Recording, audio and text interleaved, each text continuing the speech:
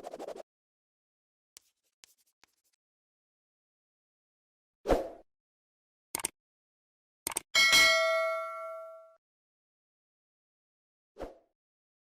morning, friends. It is time for our very first episode of It's Your Story, Own It. We have top producing realtor and broker, Mark Mckenna of Pat Mckenna Realtors. Today, our goal was to find the story behind the story for this entrepreneur. You got to listen to these stats. 29 years in the business, over 4,500 homes sold, closing in on $1 billion in sales from 2000 to 2020. That's just incredible. Welcome to the show, Mark.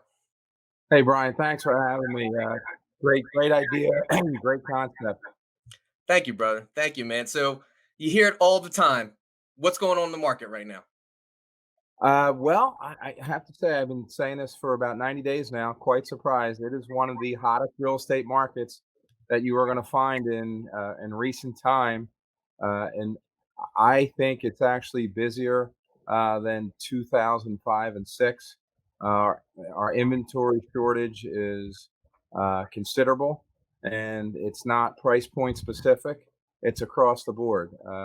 Things that you know I was telling people prior to March 16th, it was a very good market, but very price segmented, Mm. and meaning that my stuff over 500 was really kind of flat, and that has changed drastically in a good way. A lot of my six, sevens, and eights are all moving. I saw a couple houses recently in that 2.5, 2.9 that have some offers on them, which is kind of unusual in this area, but they're moving. Now more than ever, it's having solid professionals like yourself guiding us through these tough times.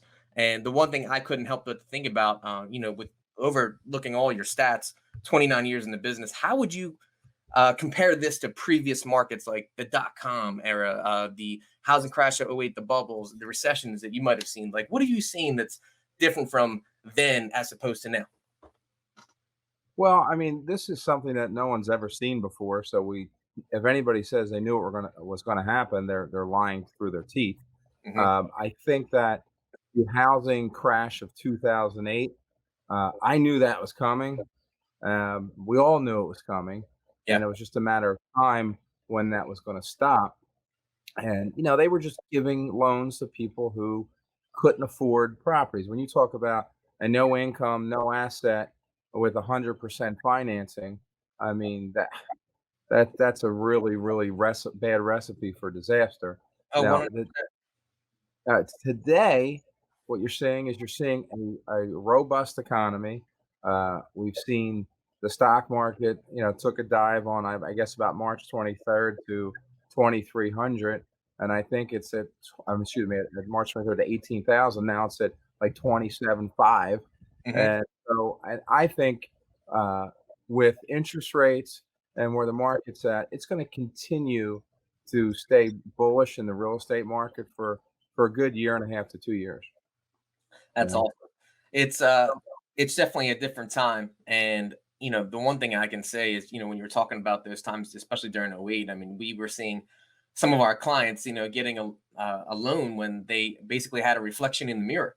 And Correct. you're sitting there getting somebody in a $400,000 home, and don't get me wrong, people make a lot of cash as bartenders, but I don't know if it's that kind of cash. So it was a market correction. I think we learned a lot from that. But hopefully, we won't continue down that same path, and we'll be able to learn even more so from this too. I feel like the emergence of kind of like what we're doing now, the Zoom Mhm. calls, the different virtual showings. I mean, geez, Ron closings now that are coming into play.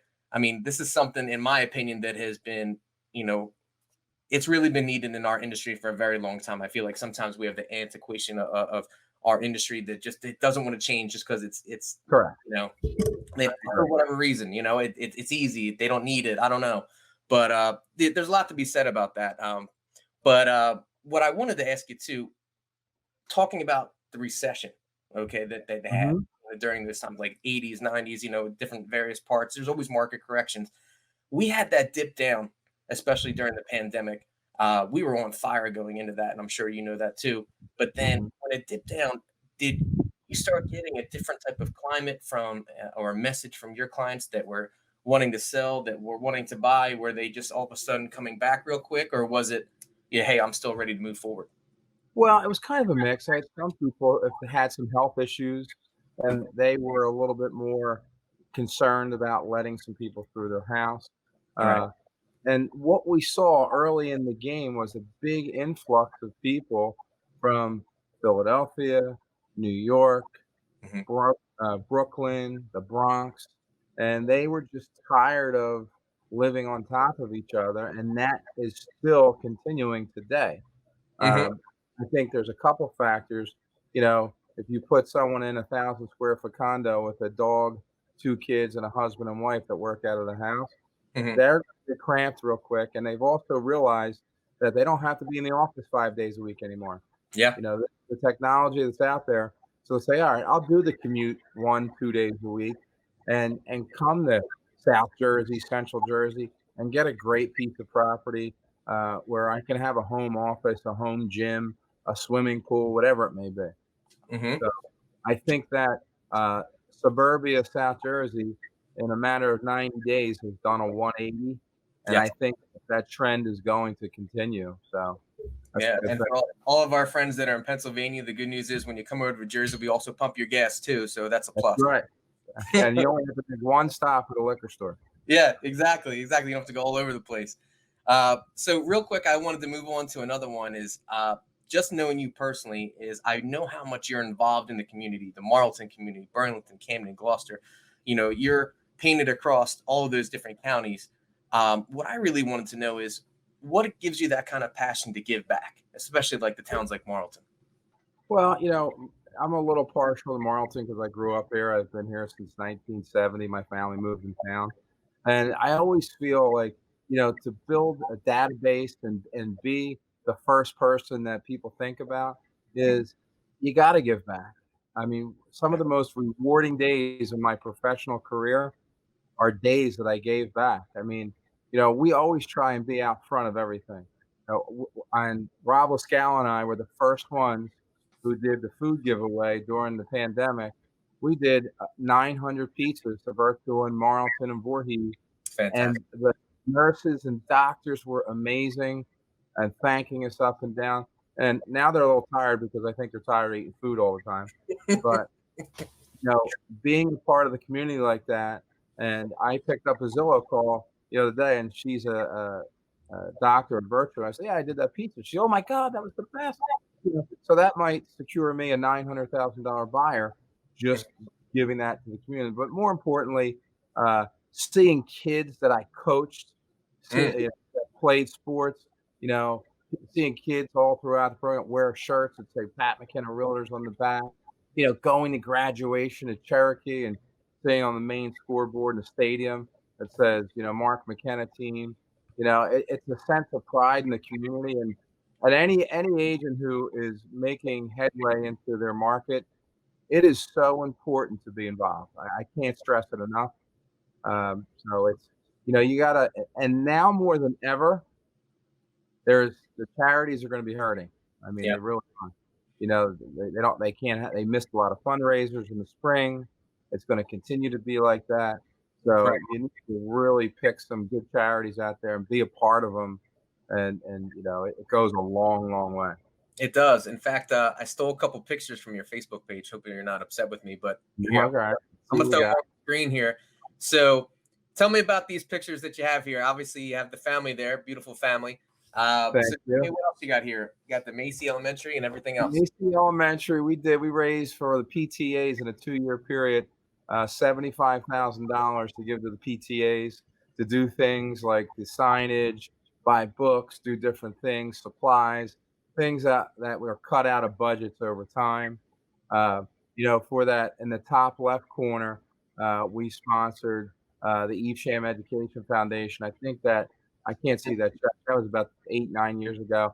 I know we Yeah. did like $10,000 donation there. Uh, the Cherokee scoreboard, that was a $35,000 donation towards the turf that we did. Hmm. Back in the heyday when the turf was put in 2009, Mm, myself and 3 individuals raised 600,000 to put the AstroTurf in privately. We did that in 90 days. Yeah, that was all good stuff. I mean, they're the things that just when you think about them, I really I get goosebumps thinking about those things. I mean, Yeah. it's just and when you go up to a game, and my son's done playing football, so I still go to games all the time. My best friend's the head coach, and it's just fun to see people out there enjoying that part of Marlton. It's a great time. Oh, no doubt.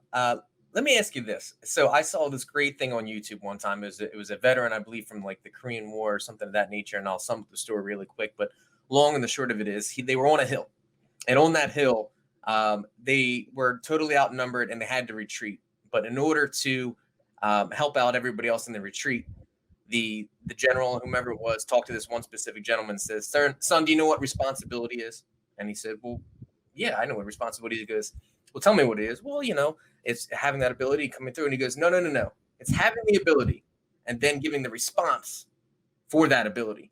So I feel like in the same sense, kind of where you're in the position of a top producing realtor, a dad for obviously, the daughter and daughters and the kids and the son and everything, but more so too is I feel like that you take passion in giving back. That you're always there. You're there for the 4th of July parades. You're there for anything that is Marlton. But I think you do it not necessarily because of a political reason or, for a financial gain. I'm sure that helps out. But I also feel like you can see it that, it's genuine. It's coming from your heart that you want to give back. Is there something that kind of motivates you aside from being a resident of Marlton? Well, I mean, growing up in the town and seeing how and being a part of this place and watching Evesham grow over the years, it just makes sure you almost want to make sure it's continued success moving forward. Hmm. And you want people to know how much you care about the town. I mean, it's really easy to not go to the parade or do that and kind of sit home or go down the shore for the weekend. And but that's sense of community. I mean, Hmm. Friday night, I mean, going to seeing everybody in town, being part of the community. That's what a great town is about, and I Yeah. think it's important to give back and also be a part of that and go to the events. Like Yeah. the Evesham, the Taste of Evesham, we're not gonna have it this year, we didn't have it, but that's one of my favorite days. That's a wonderful day on Main Street, Hmm. I think Oh, for that's sure. super, super important for everybody. And it doesn't have to be 5, 10, $15,000. It can be whatever you want to make of it. You might donate your time to the church. Like they need volunteers to hand out food on during Thanksgiving and Christmas. People don't realize that. I mean, there's a lot. I mean, adopt a family during the holidays. Yeah. So those kinds of things. You hit on a very powerful point.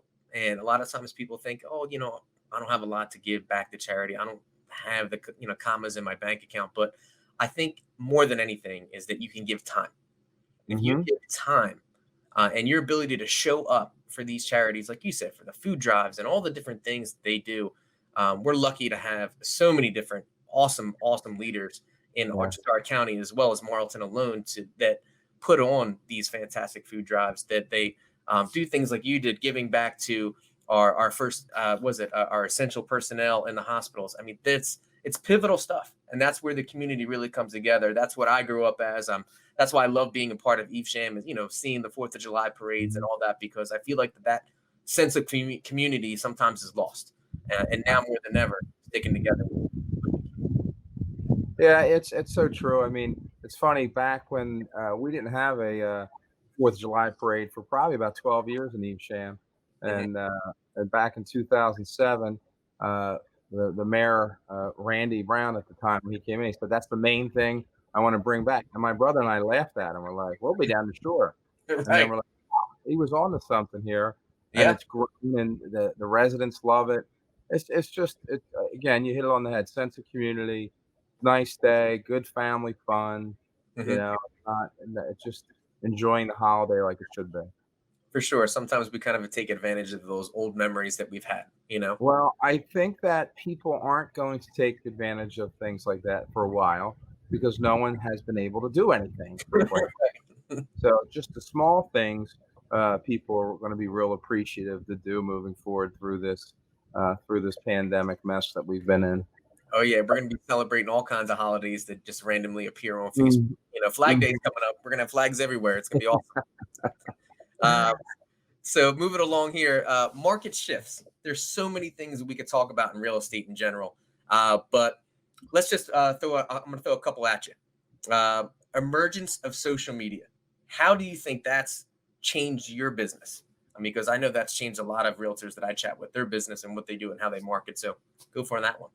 Well, it's funny. I'm friends with a lot of agents online, and I think a lot of people just post things that they're doing, and which is good. You want to say no, have people know that you're busy, you're selling houses. But what we have done is I have a full-time social media director. Dalton's 28 years old, who worked for a marketing company for an MMA firm, a martial arts boxing, Oh, cool. and so we took his knowledge and really took it to the next level and really see what's happening and how we can touch the right people we need to touch out there. So we've also shifted on who we're marketing to because with a change in demographics where our buyers are now Philadelphia coming here, North Jersey, New York coming here. So we've done a lot of different things and it changes daily. I mean, so the social media is pretty much free until you get into the marketing side of things, and you're going to start spending some money. And it's fast. Yeah. And when you have great inventory like we do, Mhm. it's really a powerful tool. I feel some people might do a little too much of Mhm. it, but if you do it tastefully and you do it in you don't overwhelm people with everything you're doing every second of the day, you're going to get really good responses. I think the days, Brian, when our advertising was the Pick a Home magazine would come in and you'd get all your ads together. I mean, that Yep. wasn't too long ago where I used to spend 50, 60,000 in a real estate book. Yeah. Okay. So, and it's changed more towards, you're taking that dollar you're spending and you're using on salaries for people to do the social media.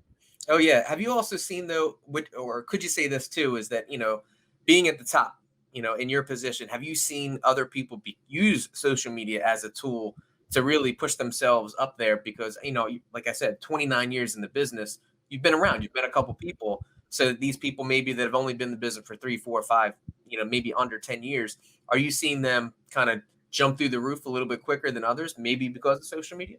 There's 2 or 3 agents out there who are doing an unbelievable job with their social media online, Hmm. and they have put themselves into that top 10, tier in a relatively quick manner.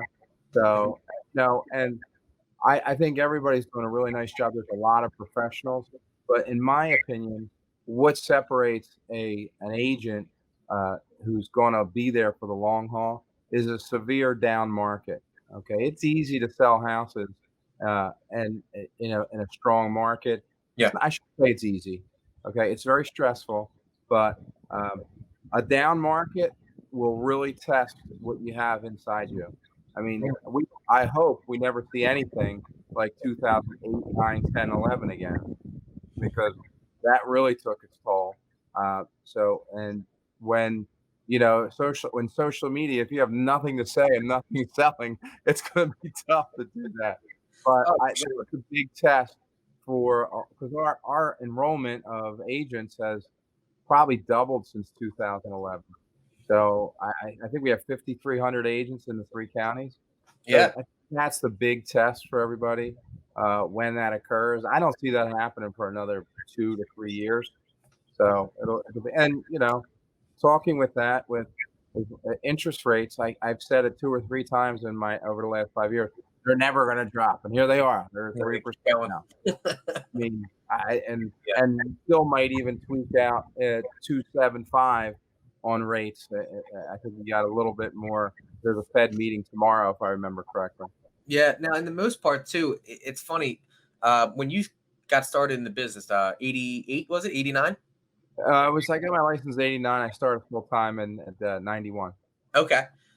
With that said, do you recall what the rate was around that time? Any Well, chance? we used to get rate sheets delivered to the office, and they were like 9.5, 9 3/4, and So, they were pretty good. So, yeah, and I saw them, in the 90s, they were from probably 9.5 to 6.5, 6 3/4, yeah. and fluctuated, and from the 2000 forward from 6 to 3.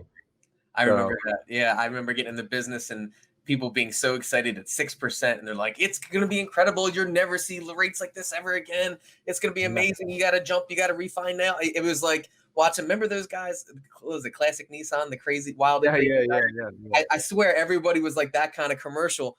And it now, people talk about buying power, and they talk about being at a position like you said, being in some cases in the twos, low threes, fours. My father always told me that anything under 4% is free money. But Mhm. how are you kind of helping maybe your young agents adjust to the fact that, let's say, okay, in the beginning of the pandemic, rates were dropping like crazy. We had the refis come in, and the people were still purchasing, but then they'd shot right up, right? They went to a part, not too long ago that they were almost at Yeah. 5%. How did you help your young agents adjust to that, going from 4 to 5 down to down to 3 or wherever? Well, you have to be patient. I mean, one of the things, like, people always have a knee-jerk reaction to everything because you have so much media in your face 24/7. Hmm. So, I mean, I do my homework. I talk to, a lot of people who own mortgage companies. We talk about what makes sense. We follow the bond markets. We look at all those things. And that little stretch made absolutely no sense. They've actually everybody says they intentionally spiked rates because they couldn't handle the volume on the refi side of things. Hmm. So, people were, my agents were panicking. I'm like, listen, calm down. It's gonna settle down. It will, Yep. okay? The people don't realize how important a strong real estate market is to the overall economy.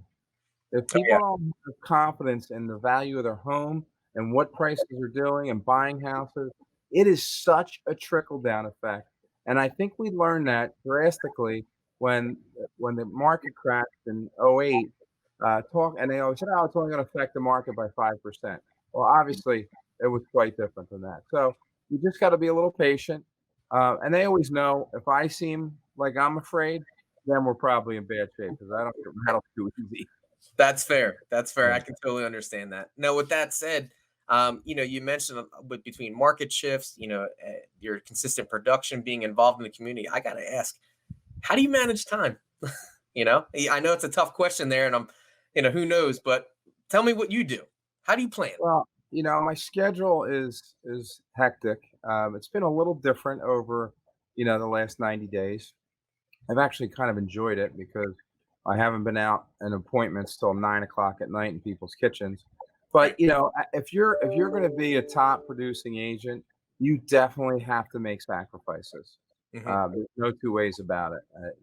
I'm more of a grinder type of person. My schedule is very detailed. I try and be in the office between 8 and 8:15 every morning. I get in, I get my gang set. They're lined up. They know their work. I get on the phone and I prospect, I negotiate, get Yeah. everything done. I like to schedule my appointments after 12 o'clock in the afternoon. So get that all together. If I have someone who, like, I had a listing appointment last Wednesday, I got to the guy's house at 7:45 in the morning. Mm. I always ask that question, "Are you an early bird?" And they're like, "Yeah." I said, "Well, what's your definition of that?" Yeah. I've had a listing appointment as early as 6 a.m. Phew. Yeah, Okay. and I laugh, I say, "I always wanna be the first person in South Jersey to sign up a new listing that day." Hmm. So, and they're like, "That's good energy." That's what they wanna see. So your schedule needs to be tight. Right. So I get in 8:15. I usually work Monday to Thursday from 8 to 8 or 8 to 9, Hmm. okay? If I don't have appointments, I'll go back in, or I'll come home and sit outside on my laptop, make my calls, follow up my emails, get everything together. My staff works 8:30 to 4:30, and then Lucy's 9 to 5. So I have 3 paid people. They know my expectations. They come in, I'm rattling stuff up, I give them their work, and then we'll reconvene about 11, go over what needs to be done, and make sure all the wheels are clicking. When there's problems, you put out fires during the day. That's what a good agent does. Yeah. They get things as they go, and they put out fires. But It's a challenge. I'm at home working today. I came home to take the call because my office was a little crazy today, and I Hmm. want and my wife's a school teacher, so she has a lot of time in the afternoon, and she really makes sure I try and spend time at home. I mean, because I'm a compulsive person. I'm a very competitive person, Yeah. so I will work and if I lived by myself, I would work 80 hours a week. Wow. So, Well, I mean, that's so impressive. I mean, sounds like you're a man of routine. I correct. mean, I know that kind of firsthand. When I was doing my 5 a.m. stint, I'd seen in Lifetime. Getting there. You probably get there at like 4:30, right? Is that what normally your Yeah, time? 4:30, 4:45, I was getting there for a while. Yeah, it's great. I mean, there's no if you look at every person in that gym, I would love to take a poll and say, like, "What do you do, and are you successful? Are you at the top of your game?" Anybody who has a discipline to get to the gym at 5 a.m., Oh yeah. you're 3 hours ahead of everybody in the it's only about 2 to 3% of the population probably gets up at 5 a.m. Oh yeah, and that time that you have, I mean, obviously you have a nice backyard there to to wake up to. But have you found, because this is something I found, was that getting in that time, going to the gym, doing whatever you need to do, and then probably getting a nice solid 2.5 hours of work done with no phone calls, no Mhm, emails coming in. Your productivity goes through the roof, and it's almost like you're just a garbage disposal when it comes to goals, because each and every day, you put up a new goal and then a new task or whatever, and you're blowing those out of the water, that you find yourself expanding and growing. Is mhm. that kind of how you started? We'll call it the avalanche, or the snowball effect. Did it start like that, where you just got in that momentum and then kept going? Well, what I did, back in 1999, 2000, I hired a real estate coach. Hmm. I went to Mike Ferry, some agent mentioned his name, I looked him up, and I wanted to build a team the right way. Yeah. So, they teamed me up with this girl, Monica Reynolds. She's written 4 or 5 books on how to build a team, and, I think one of the things that people do a little too early now is they sell real estate for a year and they make a team, Yeah. and it needs like, you can do 70, 75 deals by yourself. Yeah. Okay, then you need every assistant you hire is basically about 40 more transactions. Hmm. So there's formulas to what you do. So you need to make sure you don't just wing it. You got to have a business plan when you do this, and it's got to be well calculated, and your systems have to be strong. I mean, it's so important. I mean, you see me, your place is right across the street from the office. At Oh yeah. 9 o'clock, 10 o'clock at night, sometimes you'll drive by and I'll be sitting at my desk. You That's know. that's actually a point that I wanted to bring up. We always talk about the tip of the iceberg, and that's what people see. They see your production, they see all the large people's production. There's my dogs in the background barking, probably the mailman coming in. But the deal is I found that people are always saying something to the effect of, oh, look at that Mark McKenna, he's done all his deals or whatever, blah blah blah. He's got a big team underneath him, but and etc. I see you, like you said. I've walked my dog 100 times past your office, way more than that. I mean, you used to break my Yeah. stones about it, but in the same sense, is that when I would walk by 10:30 at night, you'd still be there. You'd still be Mhm. pounding, the computers, doing your emails, checking the searches, whatever you need to get your clients in the homes. And I think that hard work that people just don't understand. That's the submerged iceberg, if you will.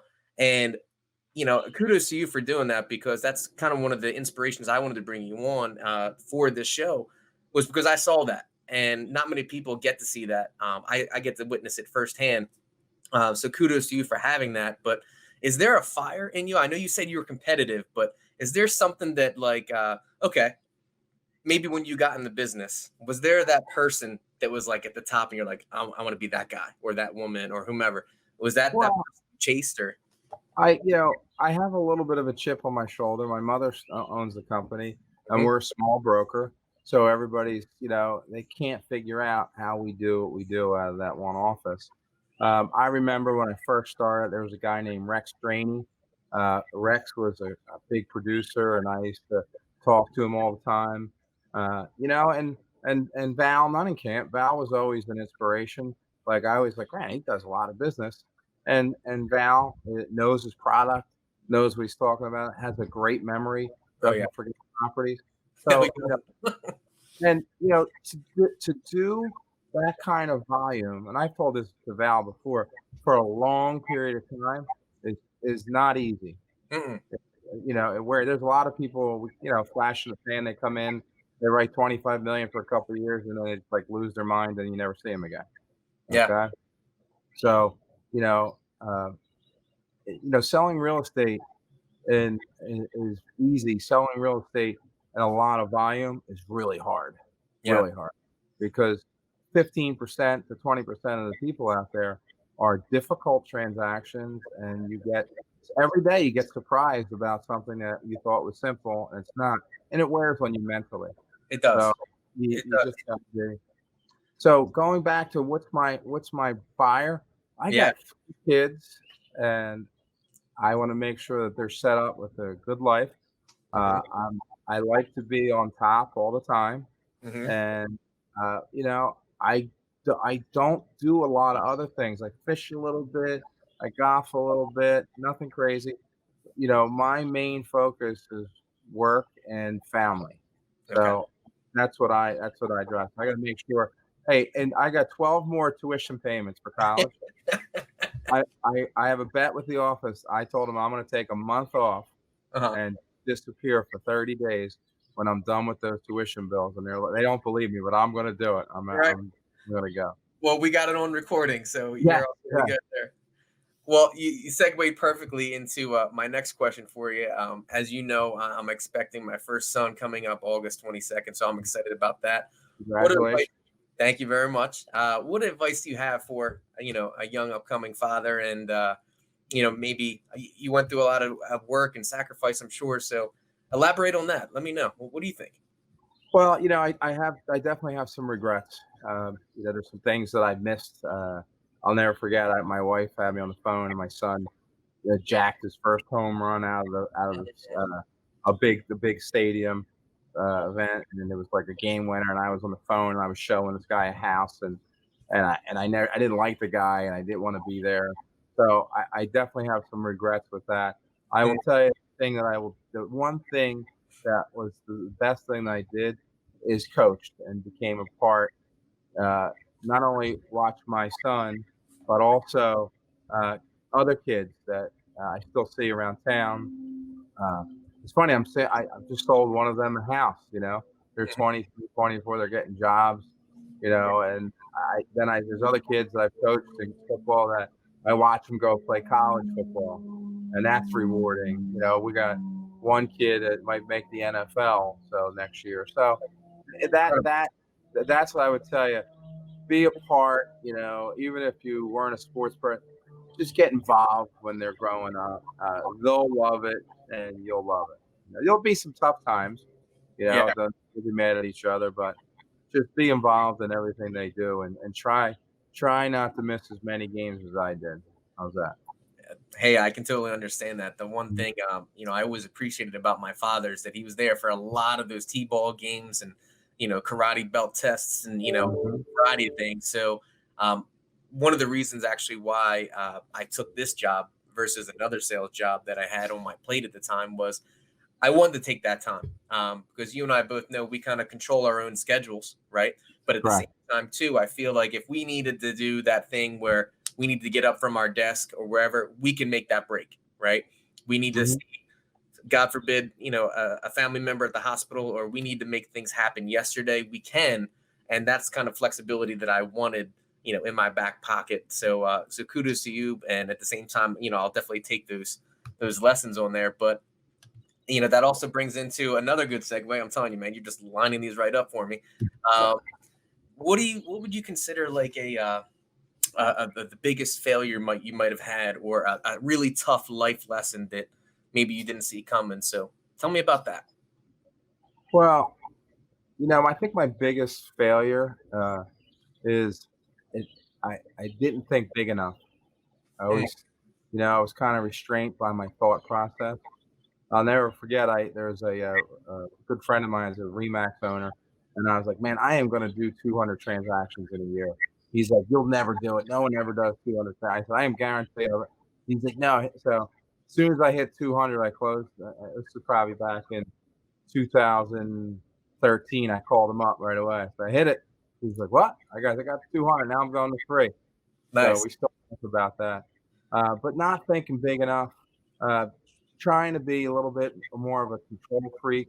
Mm, Uh, think, if you're gonna hire people, let them work. yeah. When you got good people around you, let them do things, don't micromanage.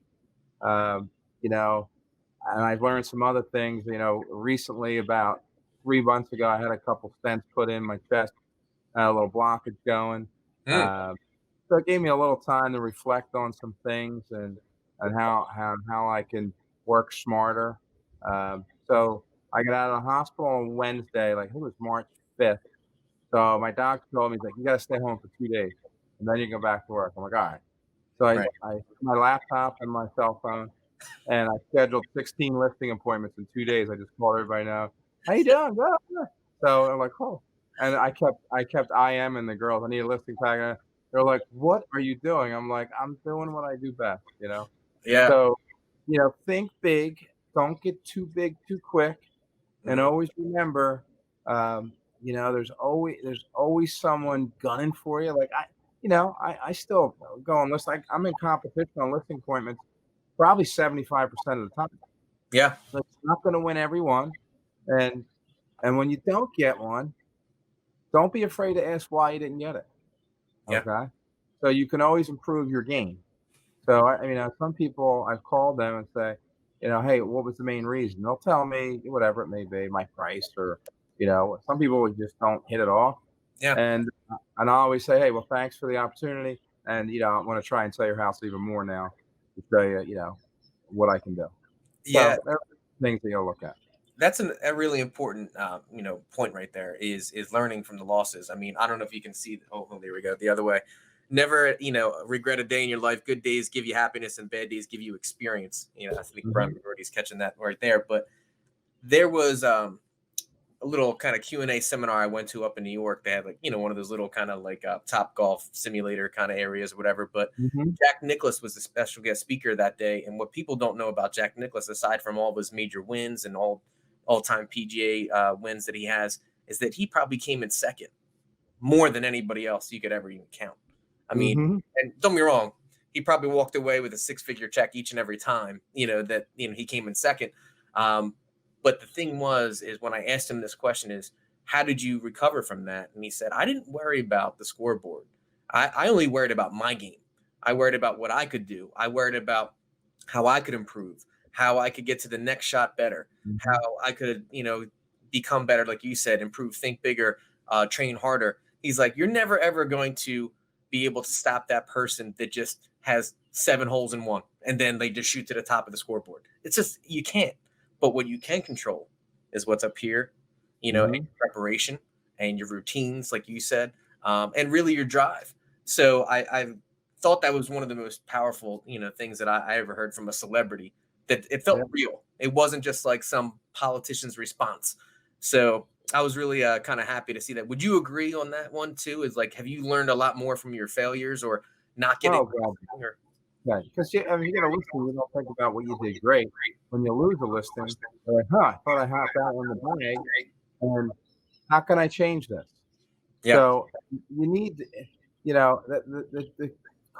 key points in real estate are mindset, time management, and being prepared. I mean, they're your key things that you need to really always have together.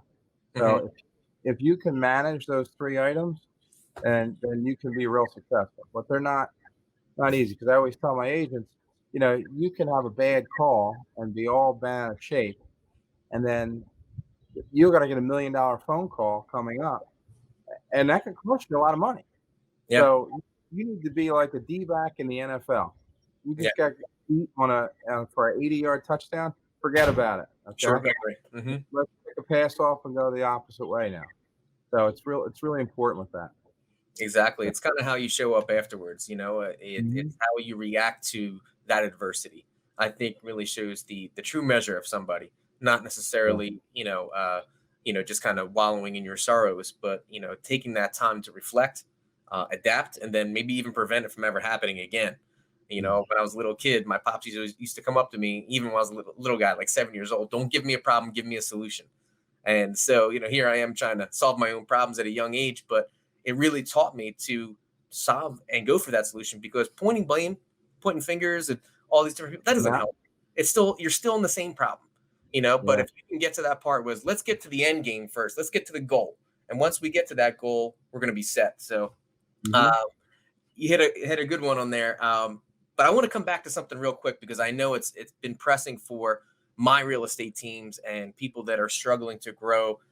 They get maybe some great young agents under there, but what they're really having trouble with is finding that awesome admin, that awesome somebody. You mentioned before about having a great team surrounding you, and obviously that goes with title and mortgage and everything, and attorneys too. But more so that team at home. How do you find that great admin? What have you done? What maybe mistake did you make to bring somebody better on, for the future? Well, I mean, I'm pretty blessed that Lucy's been with me 20, I think it's her 20th year.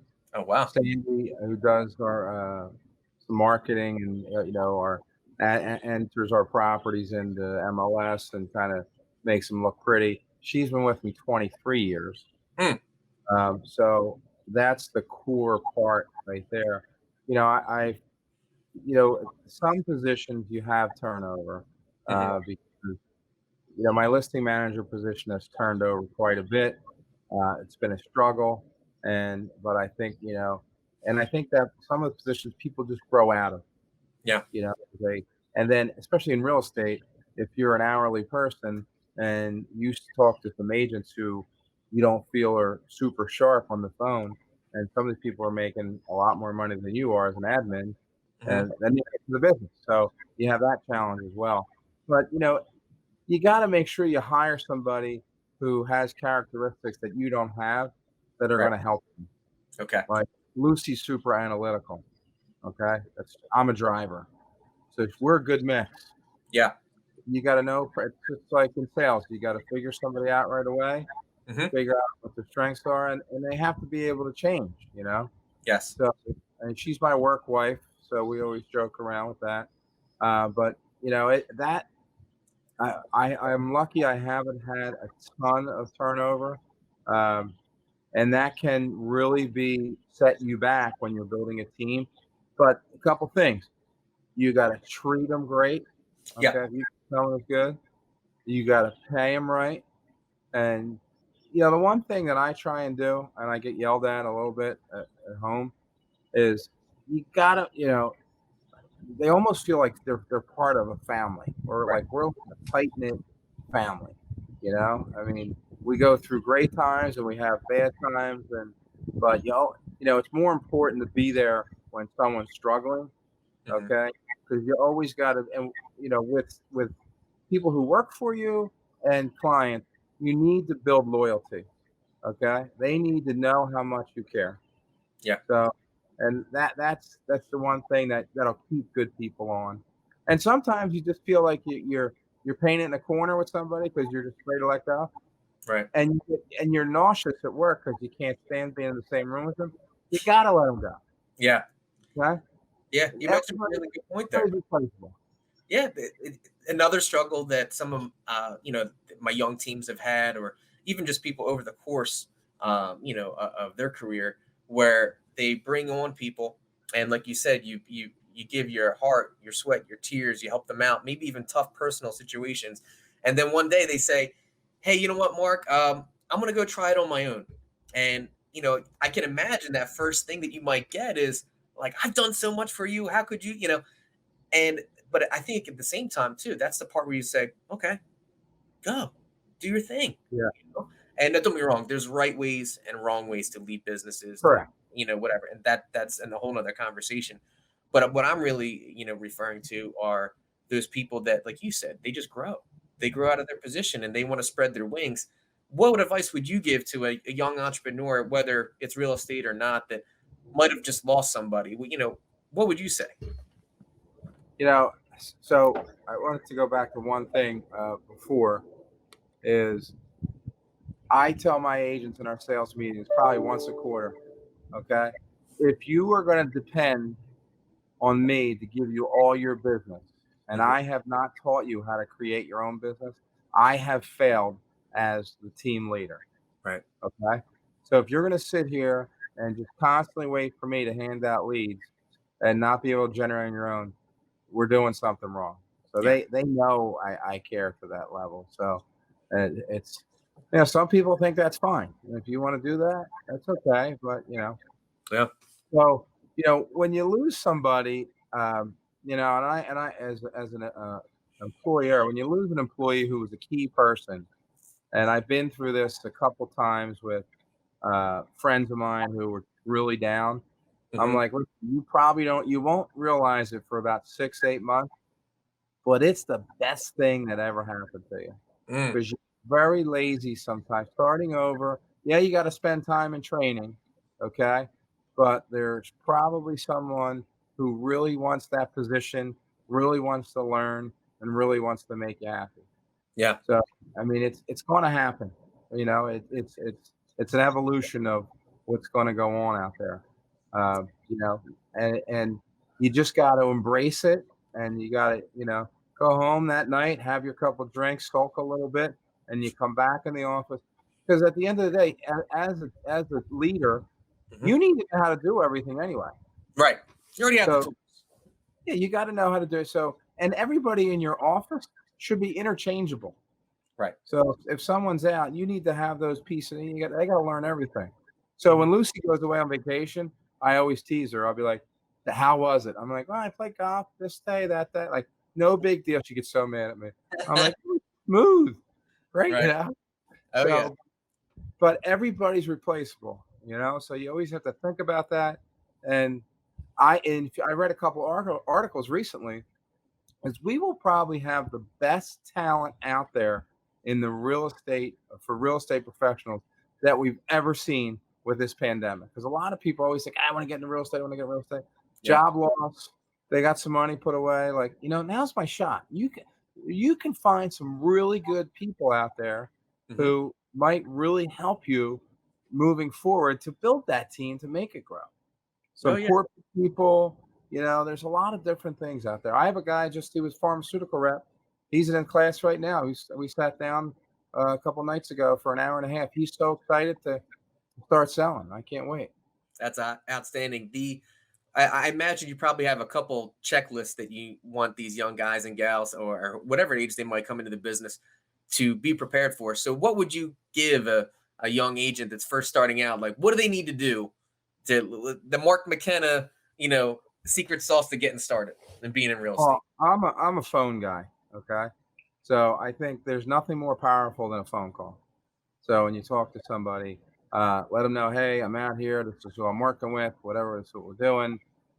And people really love to talk about their house. Every time you go to a party, that's all they talk about. So you need to be on the phone. You need to create a database. It doesn't happen overnight, Right. but people and if they know that you're sharp and you care about what you do, you're going to generate some business from them. Yeah. All right. Now, I think one of the best things that happened with the pandemic is we can't do open houses. Okay. I think that's spectacular. I hate open houses, and I think it's just a reason for people to think you're actually working for them on a Sunday afternoon. So so you take that out of the equation. New agents don't have a lot to do. Hmm. So I think the other thing that I always like to do is I like for them to shadow me. You come in, I'm going to work with you.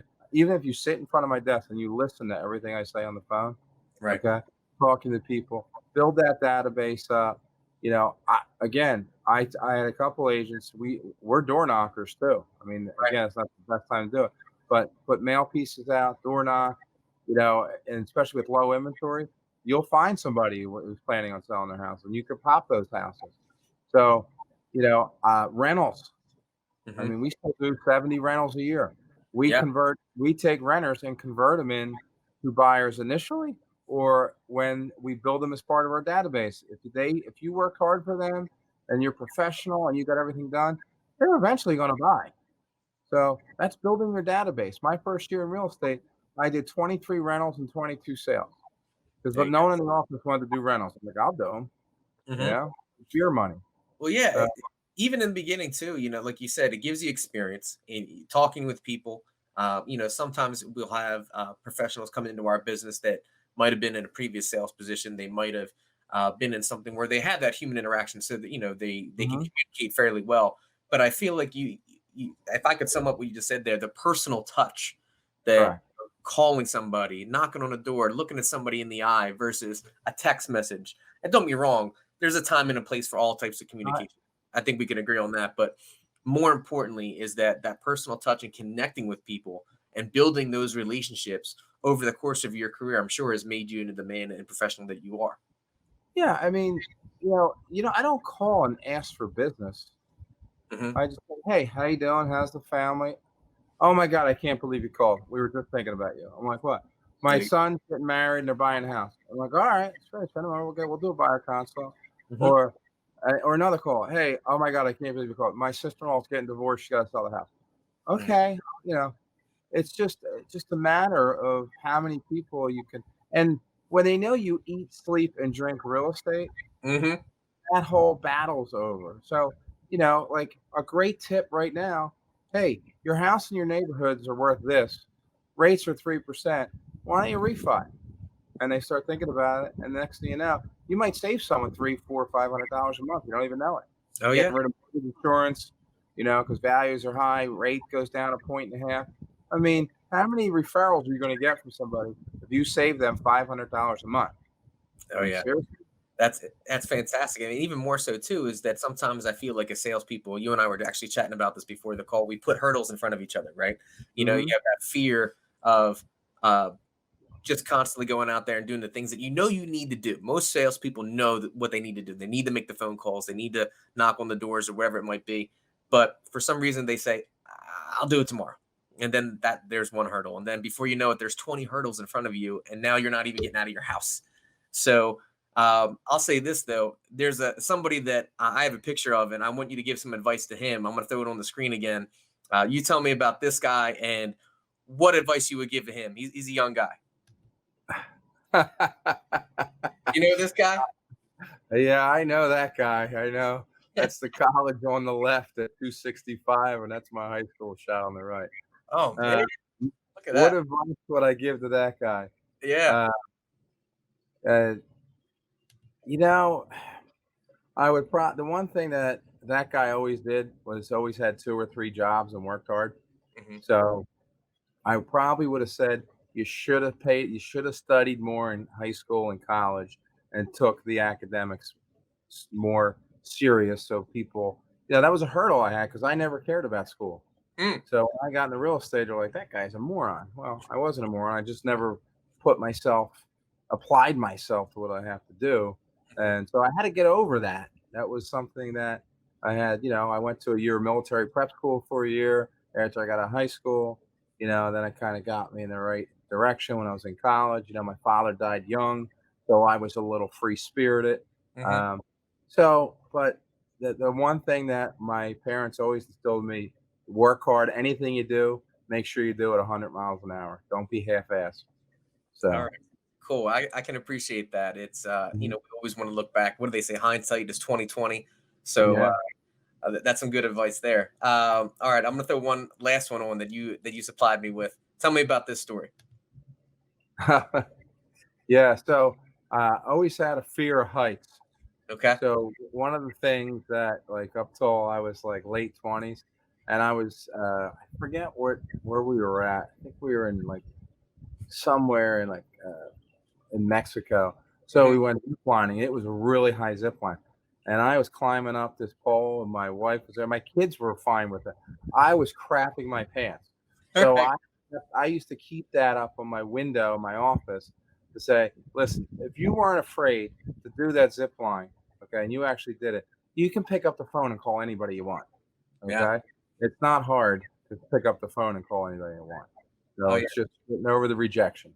It's so funny too about that little tidbits of motivation we get. I remember one time in a previous sales life, if you will, I was in a cost cutting model type sale where I would go in and they would have one price and what they were getting, and I would undercut it and I would try to get the business. And Mhm.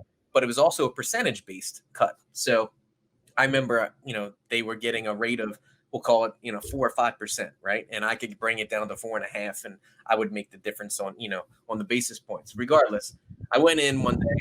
It was referral directly from a good friend of mine, a CPA, and he put me in touch with them. And so I sat down, I did the whole thing, and had everything ready to go. It was all nice and neat in my Excel spreadsheet and all that good stuff. And I showed them the savings, and we were saving them around $70 a month for that type of industry. That was pretty significant. So after chatting with him, he said, "Well, I'll talk with the powers that be, and we'll get it all signed for you. And then, can you hang around for a little bit?" I said, well, "Actually, I have to jump to my next appointment, but I'll be right back in 45 minutes." And he goes, "Deal." I came back. My contracts, everything were torn up into like a little tiny like block about that big, and he put it inside like the little pen holder, right up here at the top. And I just sat there and I looked at him. I was totally perplexed. I said, "What just happened? I don't get it." And he goes, "There's no savings." I was like, "It's right here. Here's the savings." And I just looked at him, and I was a young guy in my early 20s, and I had no idea what just happened. And so I got in the car and I was like, "You gotta be kidding me." And so I just went on, I had a couple more appointments that I went through, and I closed the day, and I ended up forgetting about that piece of paper, but it sat in that little handle on your door. And Uh, I use that as like, you know what? That's my motivation to get up and go knock on a door. That's my motivation mhm, to get up because I don't want somebody else to be telling me that. I want to get past that. How do I get past, it gave me such drive over that torn up contract that was little thing. a little thing. And it made a huge difference. Um, but I'll say this, man, this has been an awesome show with you. I got one more thing for you. I'm going to give you the entire floor here. What's going on in your world?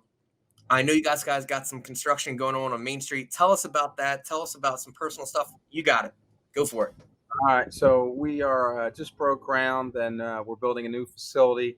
We'll have 4,200 square feet for our office, right on the storefront on Main Street, along with 23 apartments, and it's going to consist of 13 one-bedrooms and 10 twos. They're going to range in price point from like 1,450 to 1,900, but really going to be well done. Bob Meyer's doing the project for us, and we look like we'll be moving in there probably the fourth quarter of 2021. It's going to be exciting for us. It was nice. We got a dry run at our new office space to see how we really want to lay it out. And my mom's doing a great job with it. It's going to be fun to get in there and we can grow.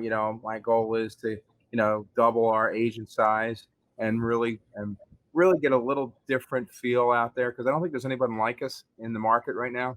Hmm. I mean, there's people independents who really have a strong, strong market share and do the volume we have. So I think with some possibility to grow, we can do some really fun, exciting things out there. So, and I think the niche broker is going to rebound a little bit. I think people are getting tired of the mega offices, so it should be interesting.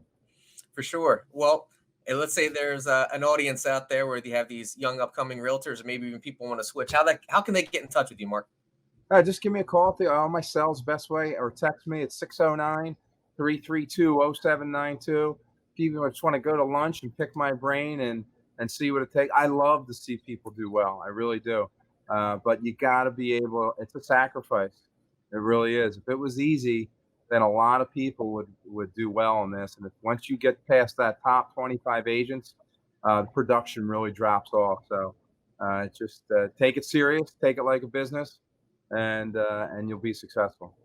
Awesome, man. Well, I appreciate you coming on and giving us some of the secret sauce, giving us the story behind the story, and me poking a little fun at you with the pictures. I hope you don't No, mind. that was good. I'm sure Amsden will be breaking my chops a little bit.